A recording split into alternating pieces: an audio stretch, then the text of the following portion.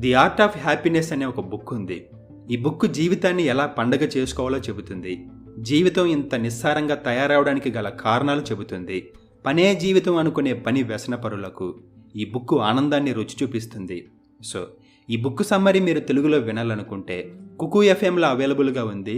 ఒకసారి ట్రై చేయండి. ప్రజెంట్ లోకం తీరు ఎలా ఉందంటే, ఒక కుక్క మురుగుతుంది, కానీ మీరేమనుకుంటారో తెలుసా?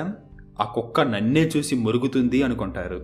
కానీ నిజానికి ఆ కుక్క తనని తాను చూసుకొని మురుగుతుంది. దీని గురించి ఇండియన్ ఫిలాసఫీ ఒక స్టోరీ చెబుతుంది. అది చాలా గొప్ప స్టోరీ. ఒక రాజు ఒక పెద్ద భవనాన్ని కట్టాడు. ఆ భవనం గోడలు మొత్తం వేలాది అద్దాలతో అలంకరించబడింది.